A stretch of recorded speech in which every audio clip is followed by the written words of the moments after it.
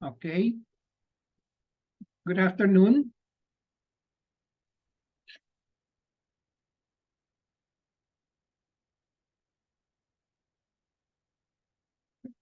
First of all, I'd like to welcome everybody to this particular PEP talk. As a reminder, please mute yourself, but always show your video picture. Please sign in your name, your Facebook account, or email address in the chat box. Please include names of companions attending with you. Use the chat box to ask questions and make comments while the PEP talk is on. There will be group pictures at the start and end of the PEP talk, so please show your face in the video.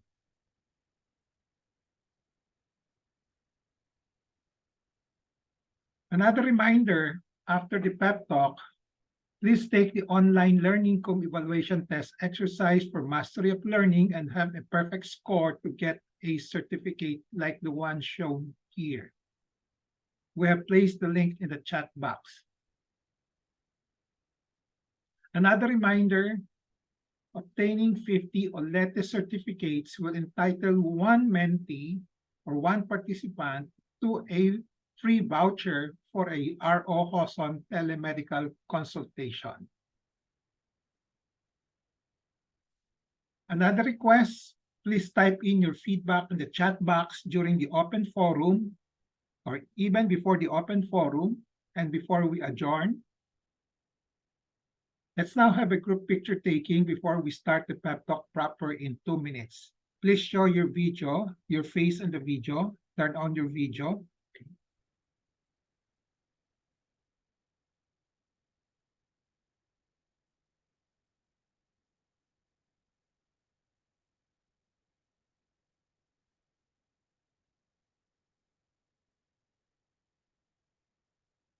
Okay.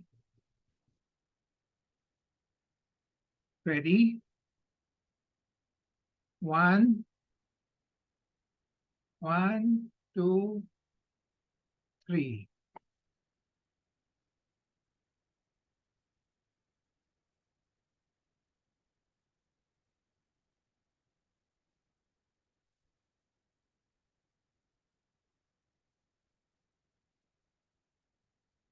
Okay. I just want to check everybody can hear me clearly. Abet?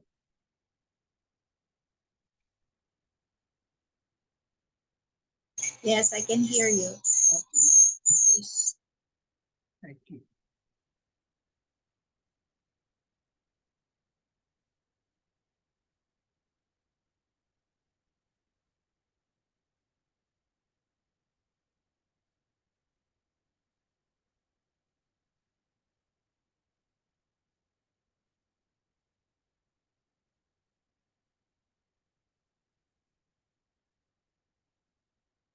Okay, let's start the PEP talk proper now. I have a patient empowerment program in which I like to empower the lay people or patients to take control in the management of their health.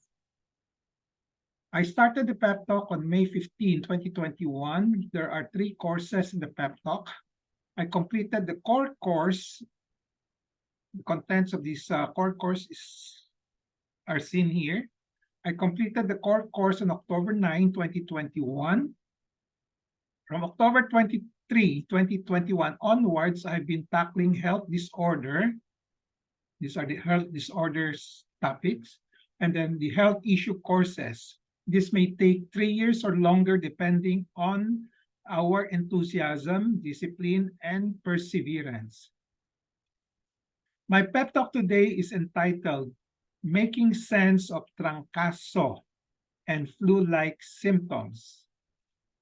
The empowerment objective is for the lay people to have an essential understanding of Trangkaso and flu-like symptoms in their health management.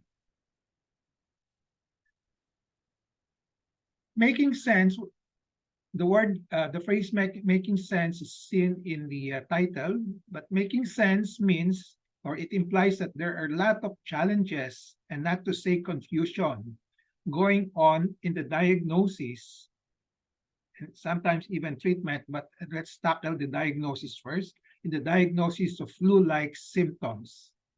I hope with this pep talk, I will make things clearer and easier to understand in the light of current challenges and confusion. I hope I will be able to offer a practical and sensible approach to the diagnosis of flu-like symptoms. So this is my goal and aim today. The contents of this particular pep talk will be the following. What is a Trangkaso? What is an influenza or flu? What are the usual package of symptoms being used to suspect flu? What are flu-like symptoms? Why is influenza or flu so popular? Why is there a lot of challenges and confusion in the diagnosis of flu-like symptoms? And what are the diagnostic tests for diseases with flu-like symptoms? Why is there a need to make sense in the diagnosis of flu-like symptoms? And then, how do you make sense in the light of challenges and confusion in the diagnosis of flu-like symptoms? I'd like to make a disclaimer for this particular pep talk. This pep talk contains my thoughts, perceptions, opinions, and recommendations culled from experience of other professionals and myself. First topic is what is a Trangkaso. We often hear the word Trangkaso. May trangkaso ako, parang magtatrangkaso ako. May trangkaso siya, parang trangkaso, etc. What does Trangkaso really mean? So what is a Trangkaso? A lot of people equate Trangkaso to having fever as an illness with no specification of the disease. So basta may fever, Trangkaso na. Some people equate Trangkaso to having body malaise or weakness or feeling unwell. Yun din, this is a common perception. Pag mahina ang katawan, baka magtatrangkaso na ako. Ganun. Trangkaso is a Tagalog or Filipino term for influenza. It is borrowed from the Spanish word trancaso or influenza. So, Trangkaso, this is the final verdict. What is a Trangkaso? Trangkaso is influenza. It is not fever per se, not just fever, because sometimes Trangkaso or flu does not have fever. Okay. Trangkaso is not body malaise or weakness per se, or not just feeling well. There could be other associated symptoms that will make you strongly suspect Trangkaso or flu. So to summarize, Trangkaso is influenza. Parang Trangkaso, meaning influenza suspect, meaning the patients have flu-like symptoms.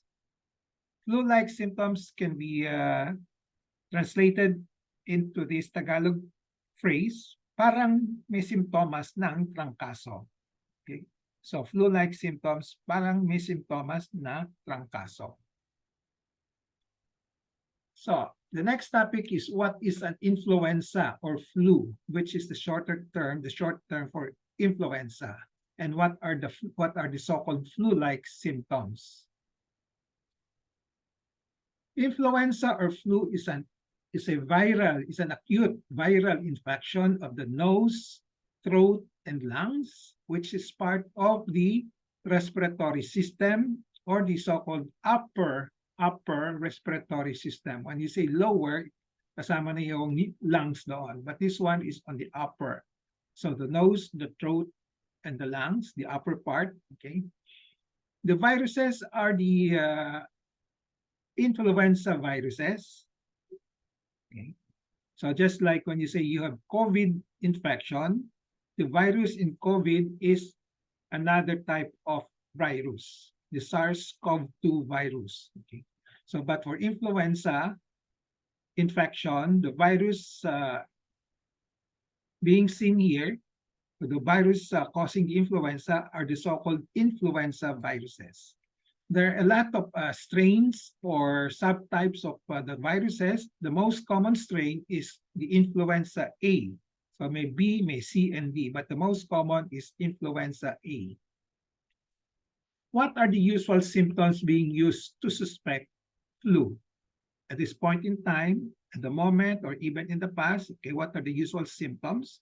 So these are the common symptoms that are being used: fever, sore throat, cough, runny nose, headache, muscle and joint pain, severe malaise, or the other word for malaise is feeling unwell. Okay.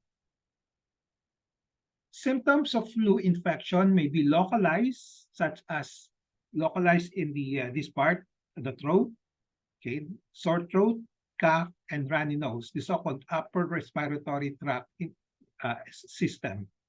But most of the time, the symptoms are both localized and systemic.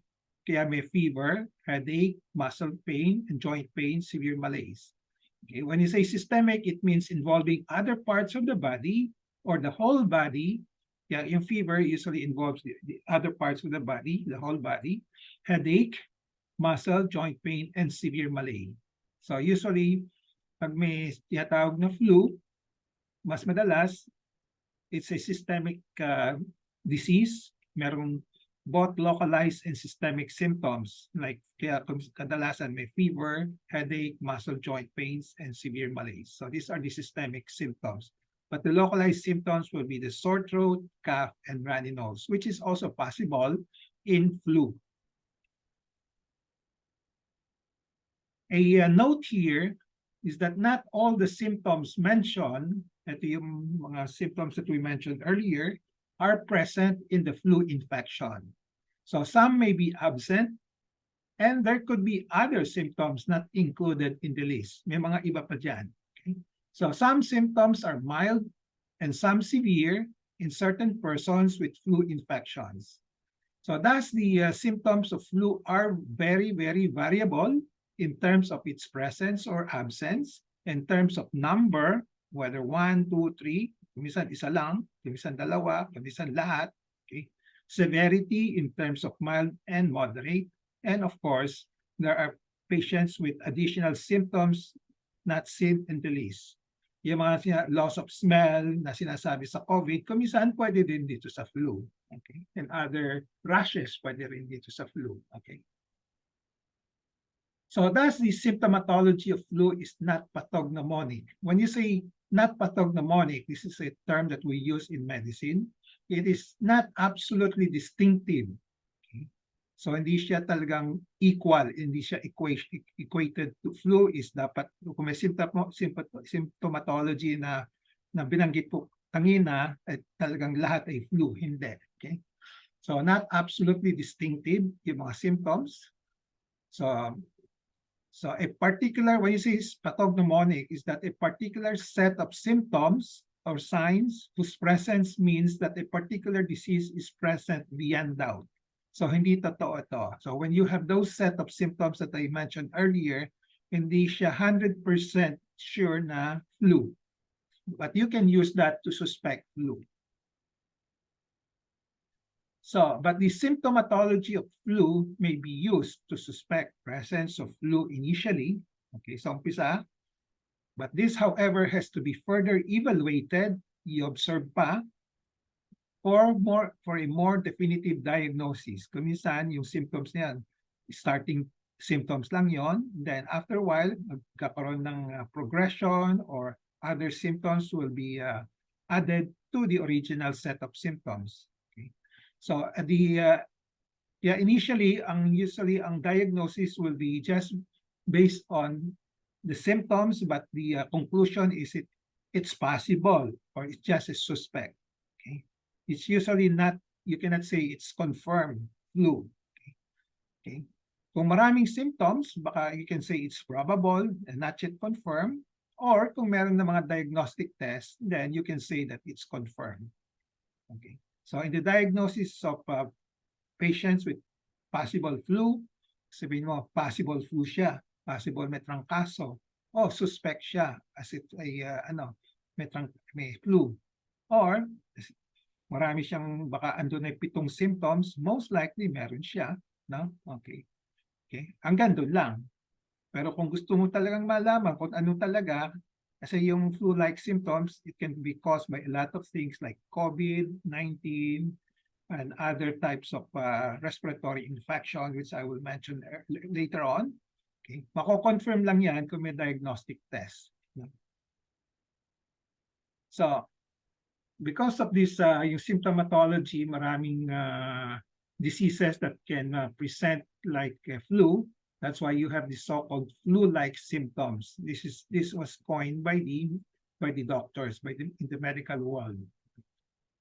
So what are flu-like symptoms? These are a group of symptoms that are similar to those caused by the flu virus. So ito yung mga common package of flu symptoms that I mentioned earlier. Pag meron ito, you can say that these are the group of the so-called flu-like symptoms. It can be flu or it could be something else. Okay.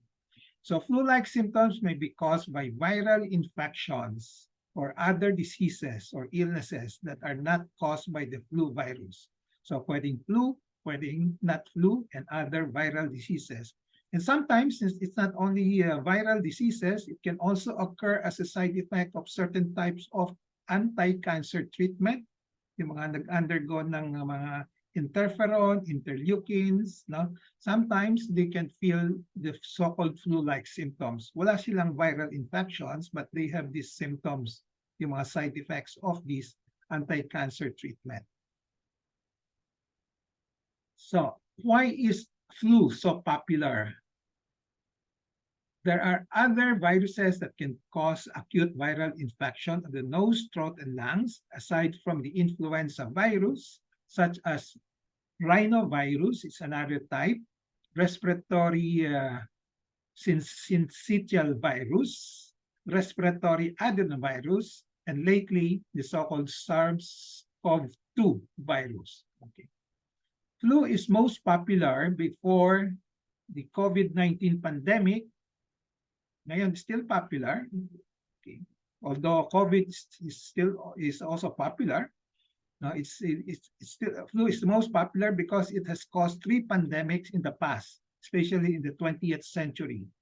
And so, in the 20th century, here are the time when you have flu pandemics. In 1918 to 1919, you have the Spanish flu, and then 1957 to 1958, you have the Asian flu.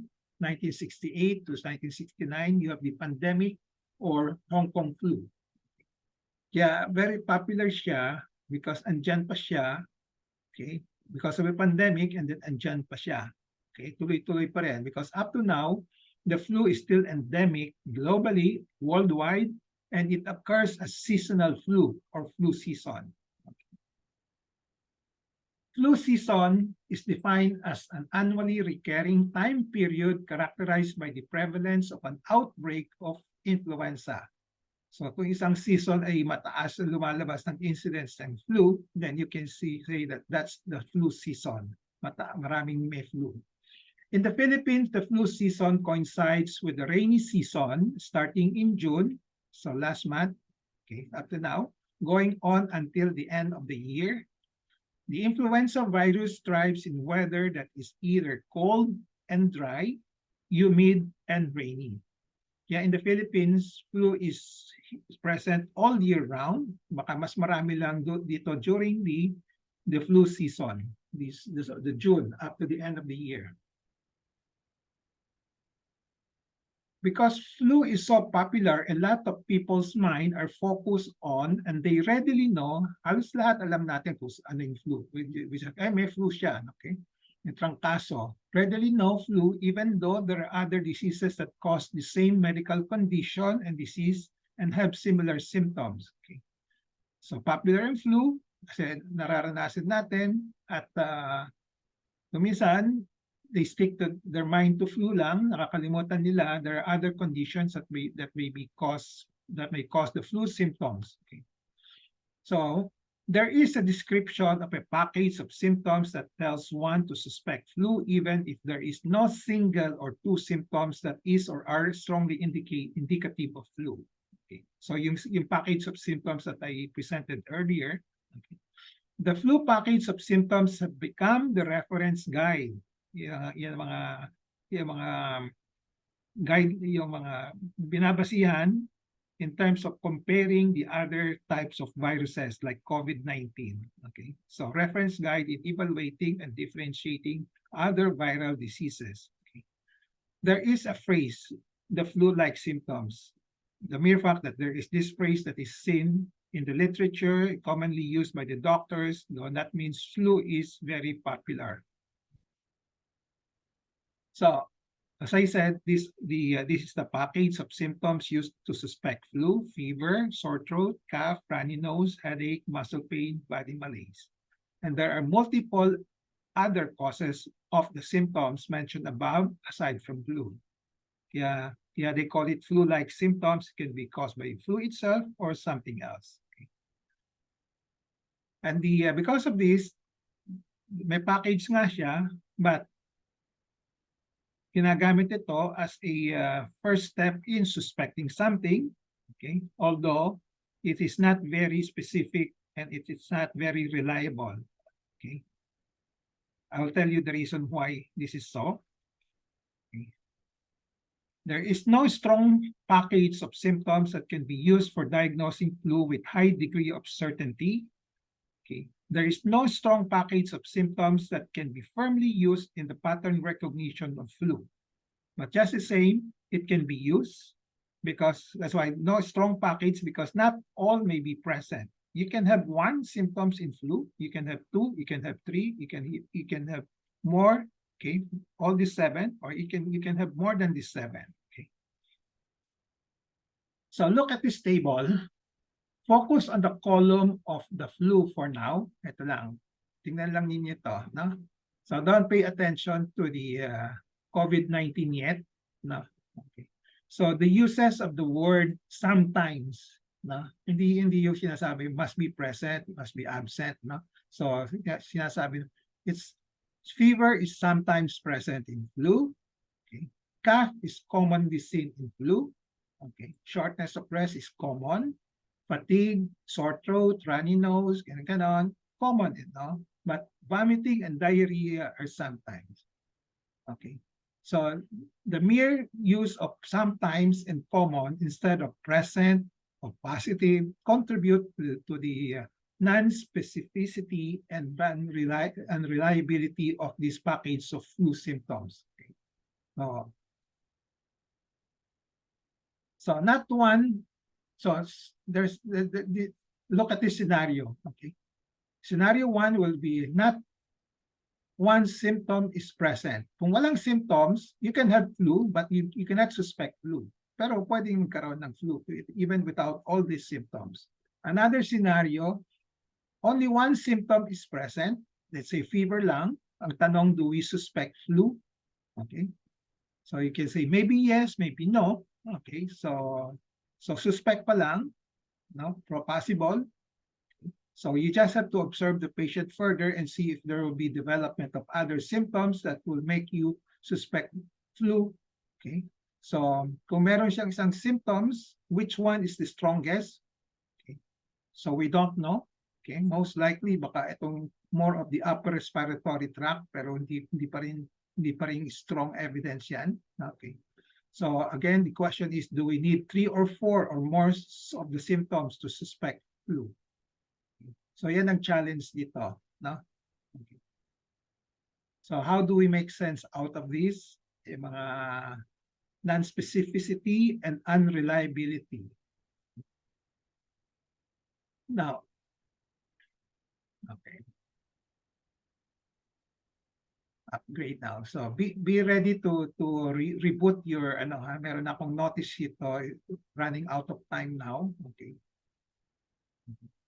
So the flu package symptoms has become the reference guide in evaluating or differentiating other viral diseases of the upper respiratory tract despite the non-specific or unreliable package of flu. Kita mo, they use these symptoms to differentiate COVID-19 and flu.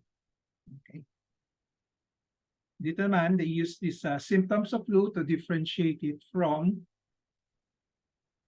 from allergy, from colds. And then this one is from, COVID-19, okay, colds and allergy.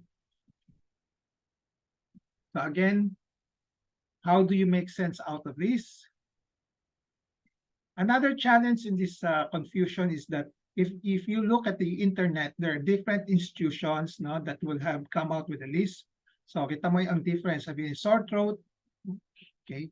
Sometimes dito sa isang hospital, and then here another hospital say it's common, and then this body ache sometimes in this particular advisory it's common, iba-iba, na?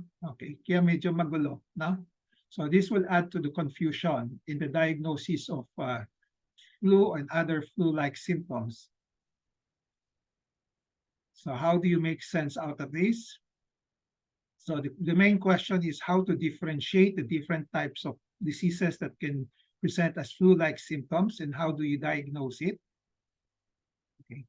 There are at least a dozen symptoms shared by some of all those ailments, making it impossible to know what you have without a diagnostic test or a medical exam or both. So in the end, if you really want to know what it is, you really need to have a diagnostic test. Okay.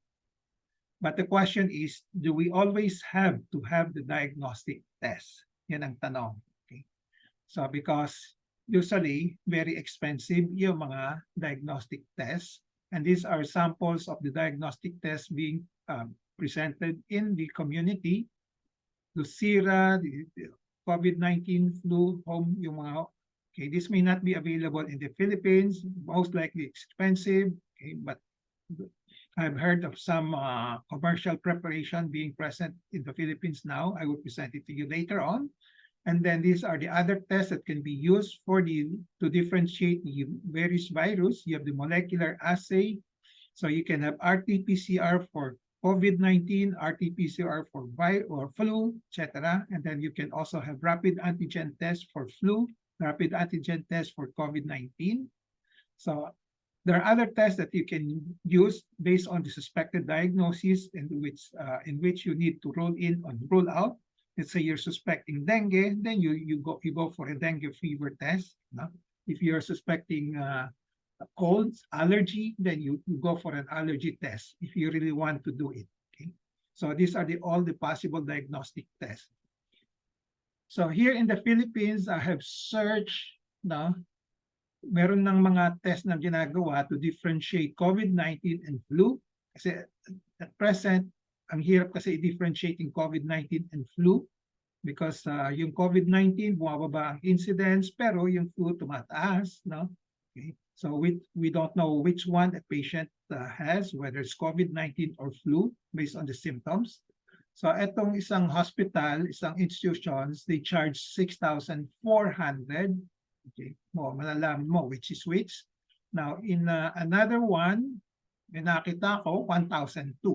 Baka we can opt for this option, mas mura, no? Okay, if you really have to do a test, may 1,002 na pala na may nakita akong nag-advertise. So the question is, do we really need the diagnostic test for diseases with flu-like symptoms? Okay. So in many cases, there's no need to know the specific cause in order to know what to do, especially in those with previously general good health conditions. Okay. So there's really no need to know the specific cause, okay, in order to know what to do. Okay. The key is to watch and for the patients for changes in the person's and family health and to respond promptly. So importante yung monitor kung ayaw mong magpa-test. Watch and wait may give the diagnosis away. Sometimes it does not, but just the same, the patient will recover anyway. Yeah, this is a justification for no need for the test. And then the other justification is that the treatment may be basically the same for the different type of diseases. Kahit na COVID or flu or minsan yung isang common colds, the treatment will be the same. Supportive medical treatment like rest, oral fluids, antipyretics, analgesics with no need for specific treatment against the viruses. So you may not need the the drugs for anti-flu. You may not need the drugs for anti-COVID and others. Okay? So there is a need for a diagnostic test only when there is a need to have a specific diagnosis and there is a strong indications to institute a specific treatment against the disease, which one thinks that by doing so will prevent significant complications and not treated. Okay. So based on the judgment of the physicians, depending on those physicians that you will be consulting, whether he is a maximalist or minimalist. If he is a maximalist, gagawin niya itong lahat. No? So he will be looking for the test that will come out with specific diagnosis and then bibigyan ka ng gamot. No? Okay.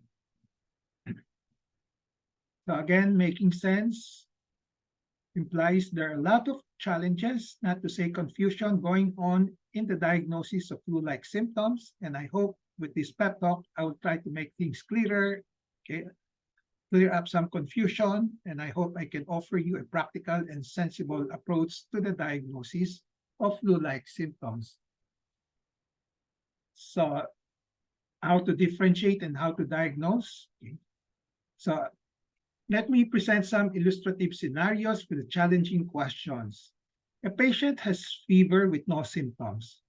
What do you suspect? Is it flu, COVID-19, colds, or URTI? URTI means upper respiratory tract infection and others.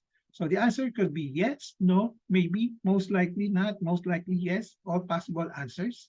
Ganun din sa patient presenting with just a sore throat with no fever and other symptoms, cough, ganun din.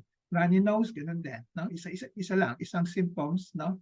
So magtatanong tayo, may flu ba siya, may COVID-19, or what does this patient has? Okay.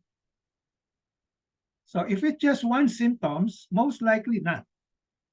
It could be maybe, kasi most likely could be maybe. Diba?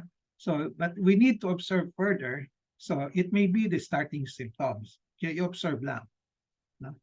Another scenario, a patient with fever, more symptoms na ito, meron siyang sore throat, cough, and runny nose. Okay, ang question is, if flu ba siya, may COVID-19, may colds, URTI, and others? Again, possible answers, yes, no, and maybe. Okay. Ito, more symptoms na. Fever, upper respiratory symptoms, then with meron siyang systemic like headache, malaise, and muscle and joint pain. So with more symptoms, we don't know 2 or 3 or 4 or 7. Okay. So most likely it's either a flu or COVID-19. Okay. Depending on the prevalence in locality. So kung during 2020, 2021, 2022, mataas ang prevalence ng COVID-19, kaya we suspect COVID-19. Pero bumaba na yung COVID-19, kasi nung before the COVID-19, mataas ang incidence ng flu, that's why we suspect flu. Ngayon, at this time of the year, we don't know which tumataas na rin ang flu, bumababa ang COVID, baka halos pareho, it's really hard to suspect. But if you see in the locality, in your home, in your workplace, maraming may COVID-19, then you suspect COVID-19. So you just have to get the statistics, the data in your community. So if COVID-19 is highly or more prevalent in the community at a certain point in time, then suspect COVID-19. If flu, then flu. However, again, there's a need to observe further for the course, yung takbo ng sakit, and other symptoms that may give more diagnostic clues. So, etong isang pasyente has a fever with upper respiratory symptoms, pero wala siyang systemic symptoms. You may suspect just a colds or upper respiratory tract infection, but this is just a suspect. Pwede. Okay. Now, a patient with no fever, okay, so the absence of fever does.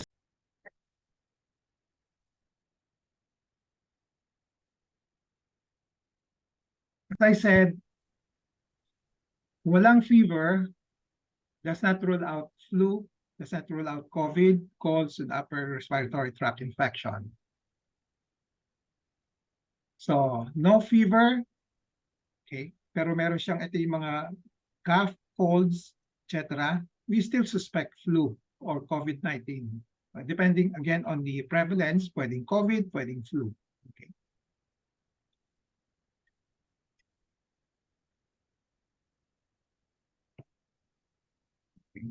So flu-like symptoms, as I said, can be caused by viral infections and other illnesses that are not caused by the virus infection and other medical conditions. Like, as I said, yung mga may injection, yung mga anti-cancer therapy. Okay?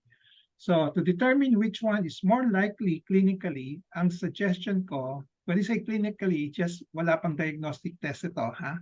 Okay. You use the prevalence data of the disease in the locality. Ano ang common ngayon in your house, in your barangay, or in your town?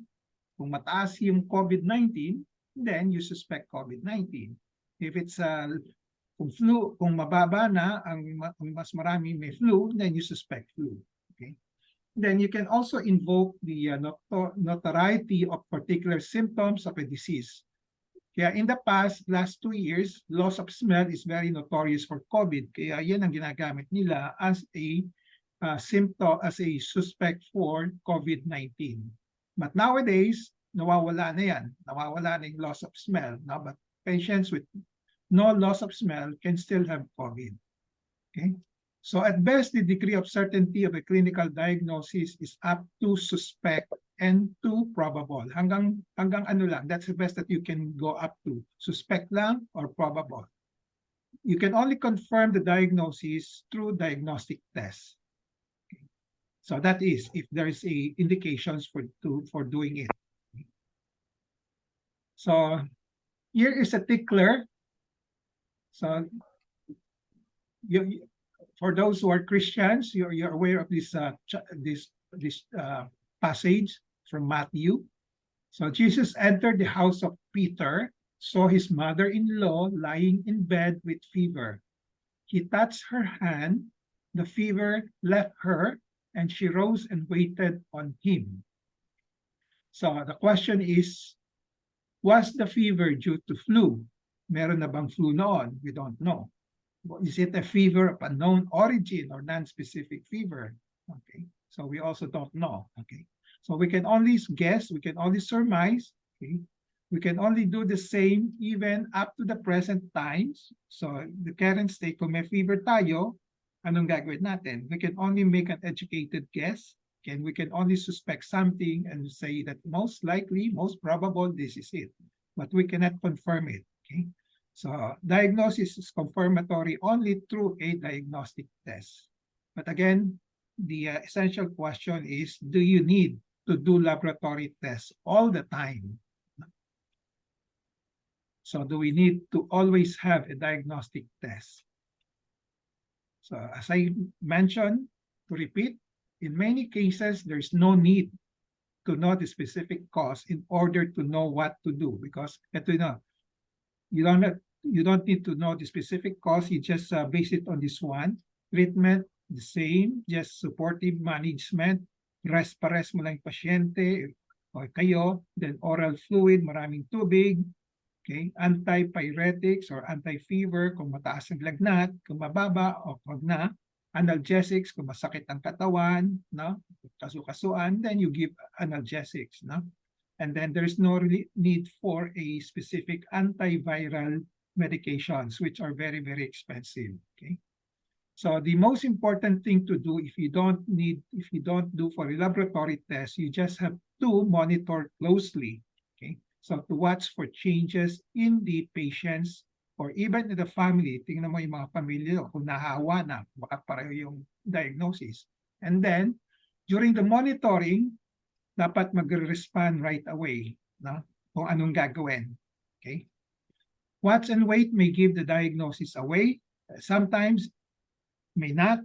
Kasi mahirap i-distinguish the various types of flu-like diseases.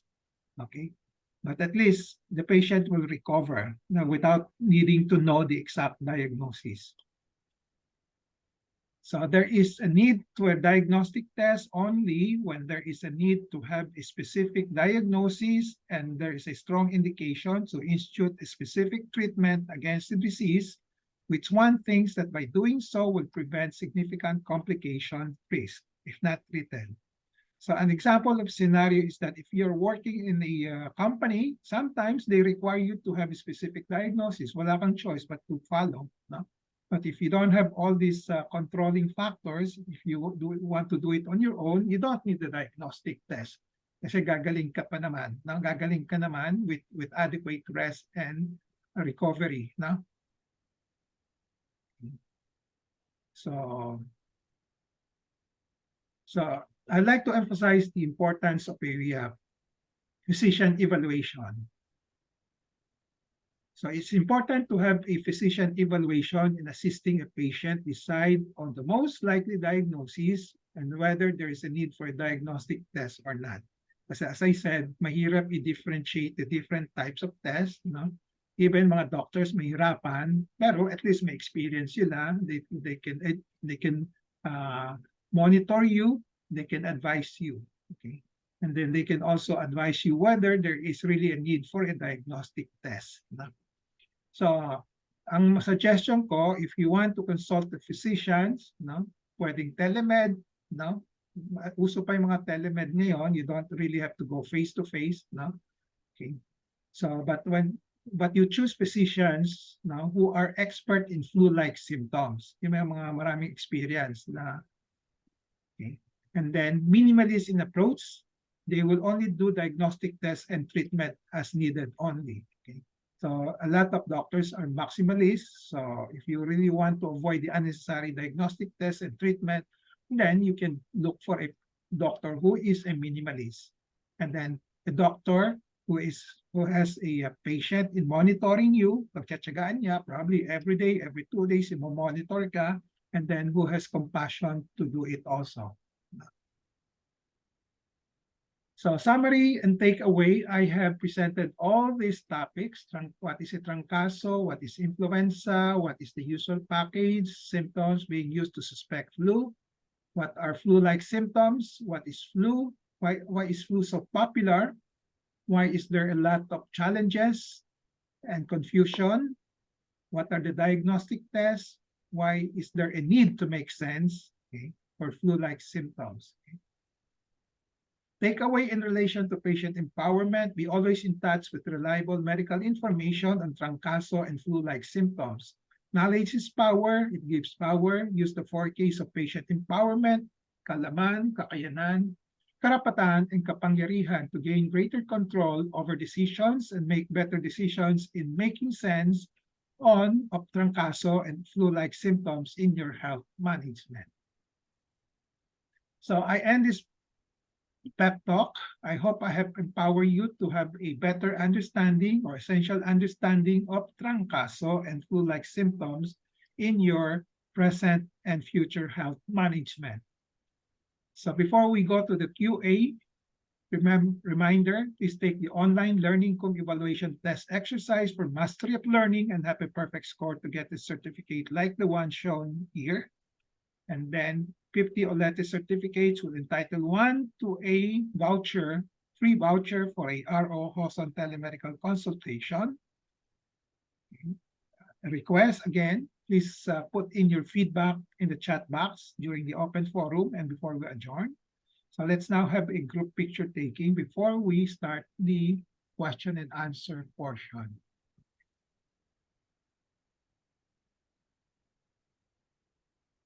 Okay. Ready for picture? 1, 2, 1, 2.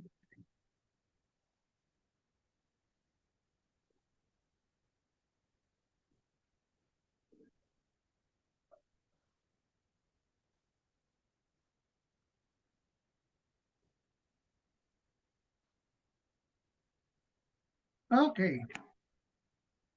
The floor is now open for questions and answers. Were everybody able to get back after the interruption? Yes. Okay. So as I told you, I'm using new platform kasi yung indefinite length of time that I've been using it, medyo may konting problema. Okay, na-cut yung account, no? So I'm using the free account muna. Okay. Do you have to log in again o hindi? Nag-log in pa ba kayo ulit after yung naputol? Yes, Doc. Lahat? Yes Nag-log. po. Okay. Nag-log in. So you have to re-log second time. Yes. Okay. Yes. Okay. Oh, sige, I hope I can get back that account in the future. Pero sa ngayon, dito muna tayo. Pwede pa naman. No? Okay. So any questions?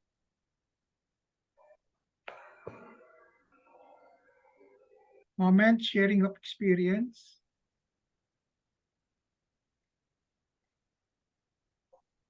Maria Hustapulotan, I think you have an experience there.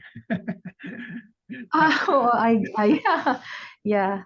Nagka-COVID ako last April po, no? Last April lang. So I confirmed it kasi I took the ano yan? Yung antigen. Rapid antigen Oo, test. rapid antigen. So positive nga. So tumawag ako kay Dr. Joson. And of course, my symptoms were relatively mild naman eh. I did not get any fever talaga ho, no? The highest my temperature went up was 37.8.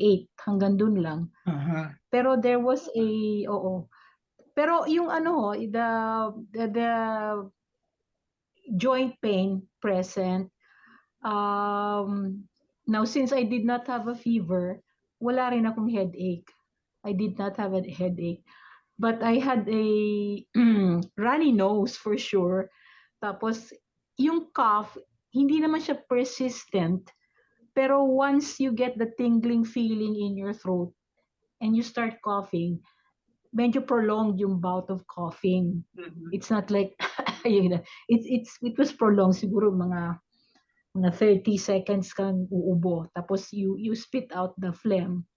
Pero I thought I would not lose my sense of smell and touch or of taste, but I did.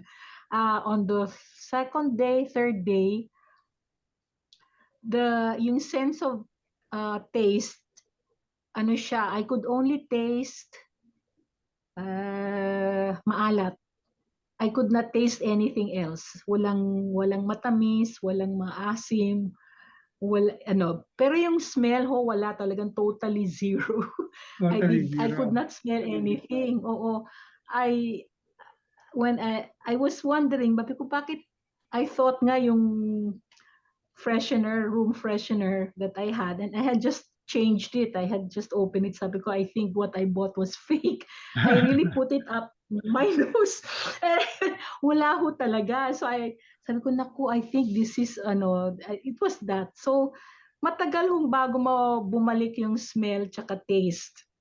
It took weeks. Pero eventually, bumalik rin. Tsaka yung runny nose, tsaka yung cough, matagal rin bago mawala. It's not like your regular runny nose. Di ba, cough and cold, mga after 3 days, wala na yun eh. It took weeks rin before finally nawala. Na ano siya. But I did not take any medicine as per Dr. Joson's sabi niya, you just need to rest, plenty of liquids. And you try to eat a normal diet even if you don't feel like eating, because syempre you'll grow weak if you don't. So ganun lang. And then I isolated myself na from my health. I made sure that, okay, if she brought up the food, you just put it there by the door and then I'll get it. Then after I use it, I'd wash it and bring it out to her. Ganun din, para safe rin siya. The reason I took the antigen test was I wanted to, kasi sabi ko, if I'm positive, syempre I would sometimes have dinner and lunch with my brother in his house. So I wanted to make sure na, kasi kung positive ako, baka na ano ko sila, nahawahan. It turns out, sila pala yung nakahawa sa akin kasi meron din pala sila. They had it a day before. The symptoms they had Yeah. came out a day before. So I said, ay, kayo pala yung, sa inyo ko pala nakahawa. So, ayun. That was, luckily nga ho, with I guess, because we had the vaccine and everything, it was an inconvenience, more an inconvenience Yeah. than Okay. anything else. Yeah. So, ganun din naman sa flu, inconvenience talaga kung may flu ka, ganun din. di ba? Oo, inconvenience lang talaga. Pero hindi, it's not. Yeah. Luckily ho, I monitored the temperature and my oxygen. I monitored that to make sure na. Mhm. Pero alam niyo naman ho, pag hinahapo kayo, di ba? You know, when you're trying to catch your breath.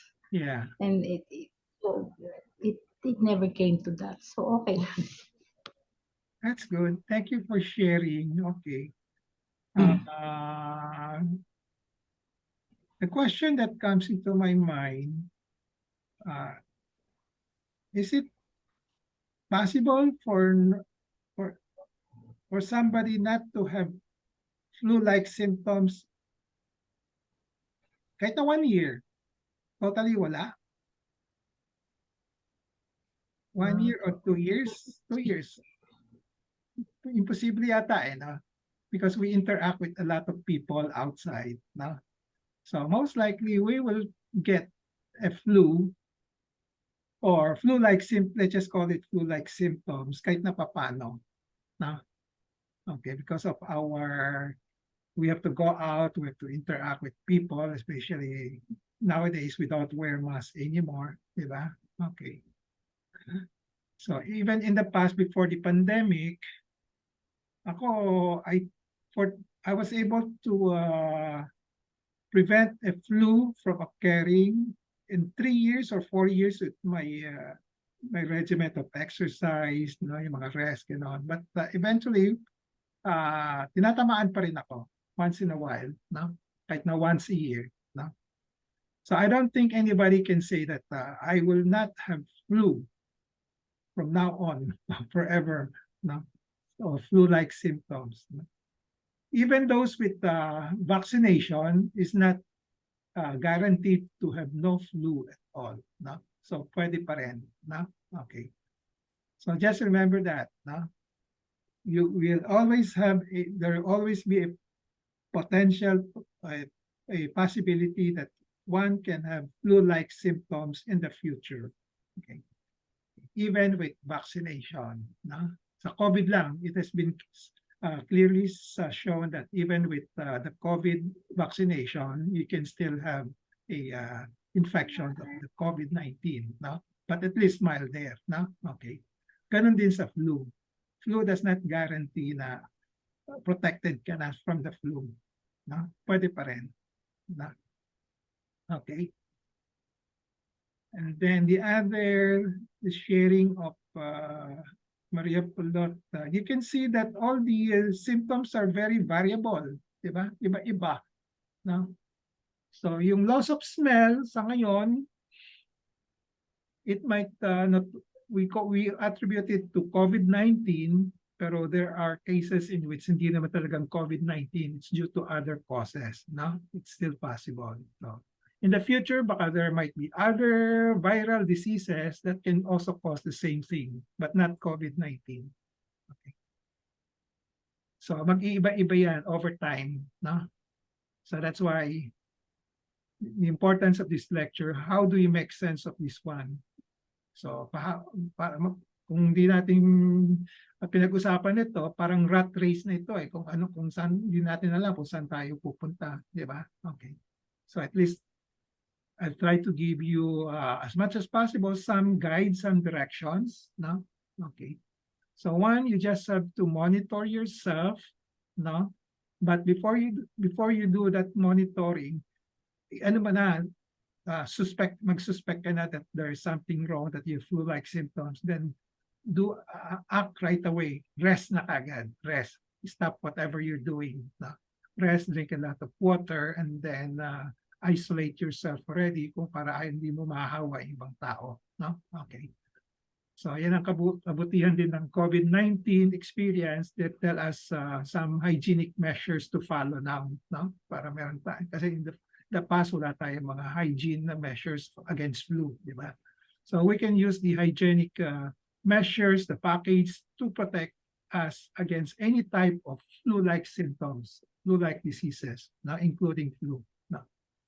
Okay, so very variable, no? Okay, ang diseases. Okay. Any comments? Any questions? Any sharing?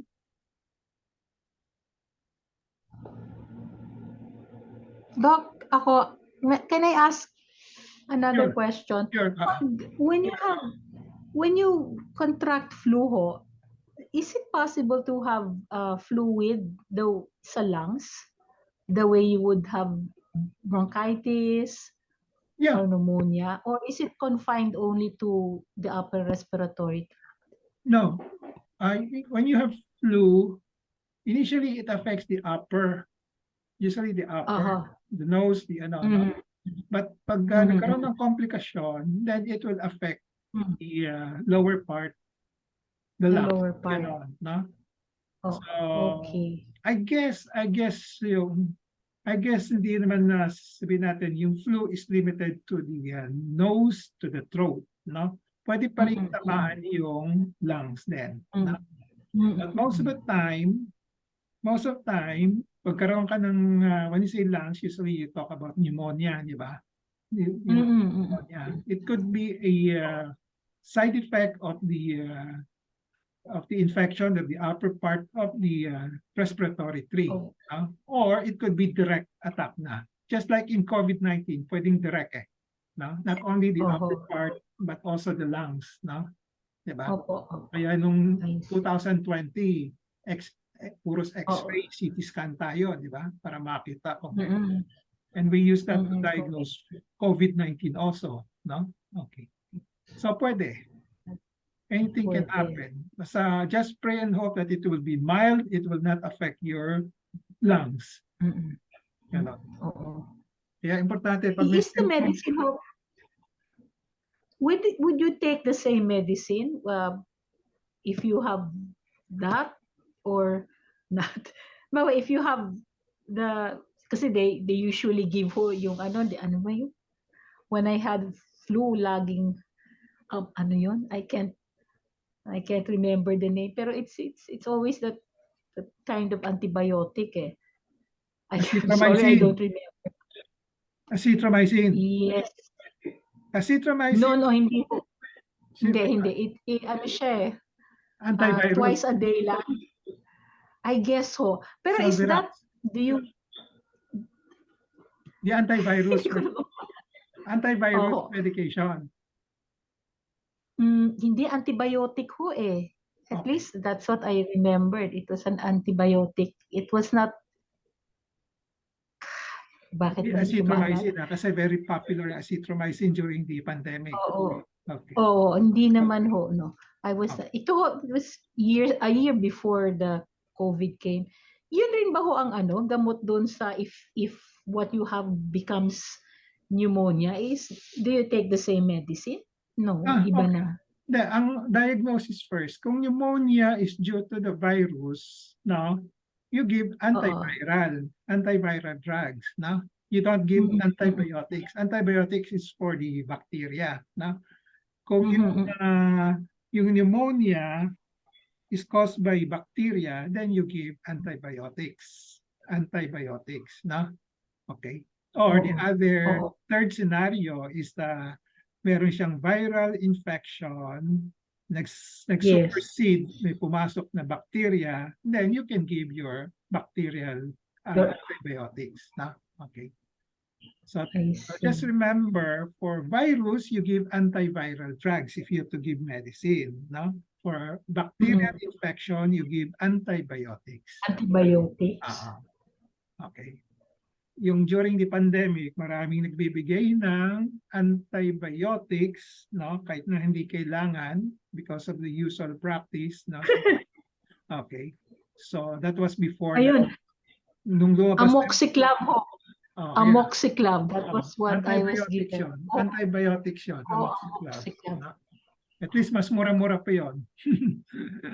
Oo nga ho, hindi, hindi masakit. Azithromycin, mahal yun. Okay, 100 pesos per tablet yun. Okay. Okay.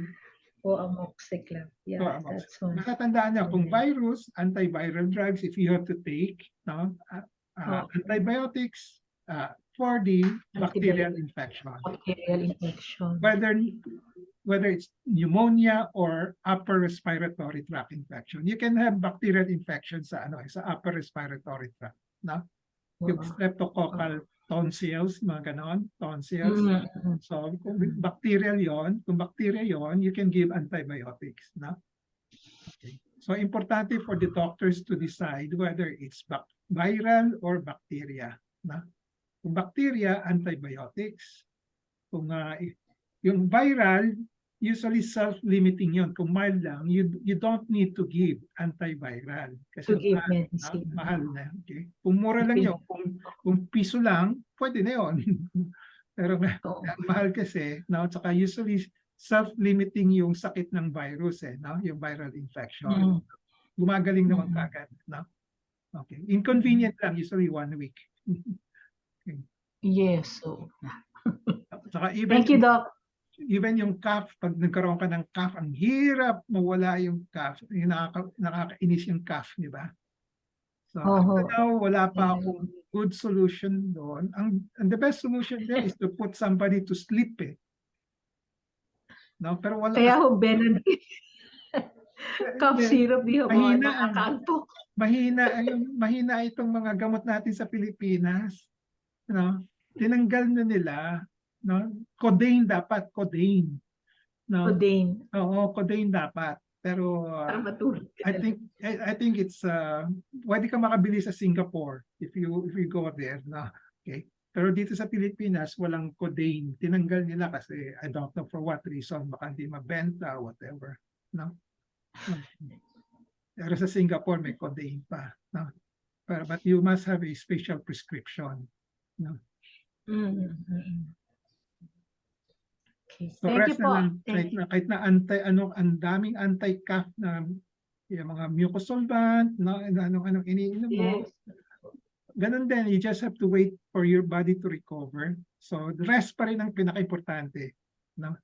So to be able to rest well, dapat baka sleeping pills na lang muna kung wala tayo sleeping pills para makatulog kagad.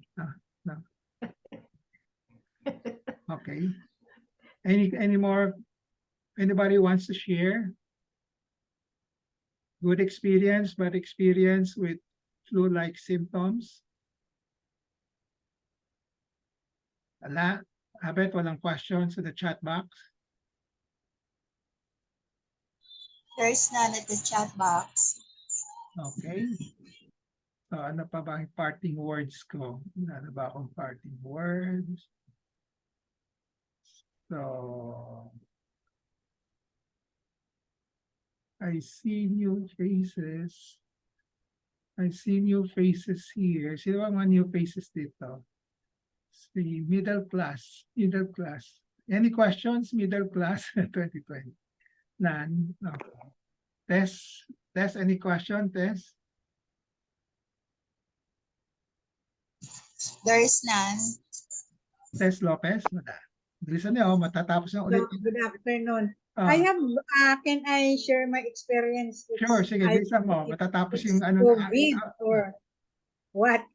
2020, malakas yung COVID. So, I went to the mall to meet my friends and sign the documents, and then pag uwi ko, taas ng lagnat ko. Umabot ng 38. So, what I did is take the vitamins, vitamin D, calcium, and multivitamins. Every 4 hours, yun ang ginawa ko. And then, one time, nagsuob ako. And then, monitor the temperature.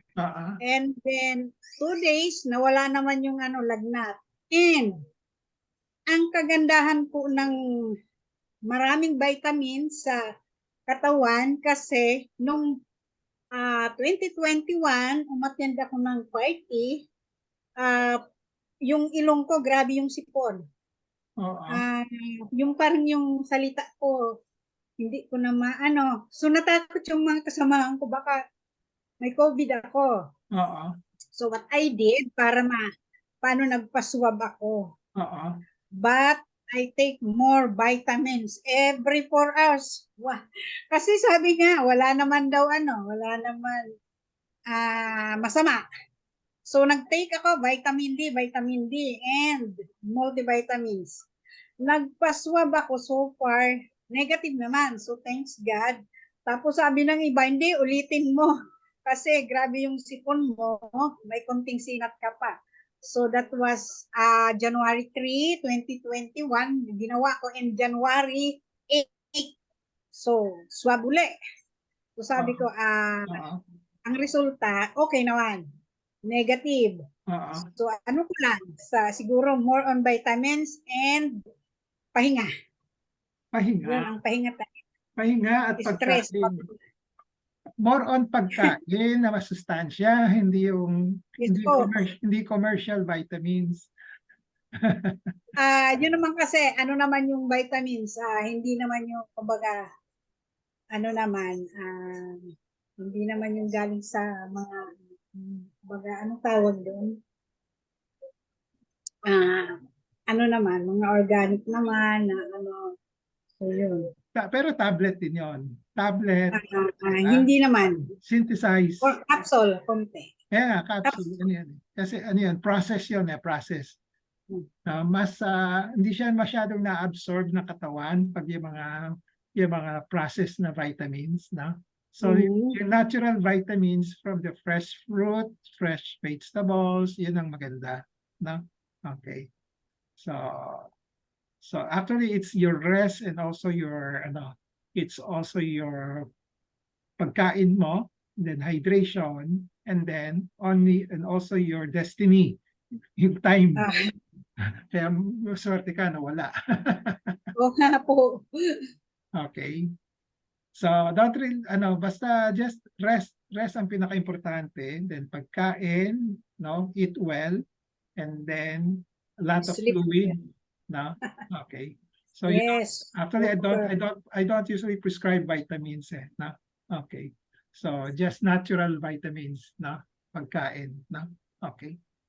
Okay. Thank you for sharing. Okay. No more? Last call? If there are no more, we'll call it today. Now we'll have another one. The next topic will be on cardiopulmonary resuscitation next week because it's a National CPR Day as declared by DOH. No? Okay. So okay. CPR. That will be the topic. No? Okay. Okay. So if there are no more Thank you questions, po. we'll call it a day unless you have some other things to say. Wala na. Okay. So it's 3:10. Goodbye. See each other next week. Thank you. Thank you po. Thank Bye-bye. you po. Thank you po. Thank you po.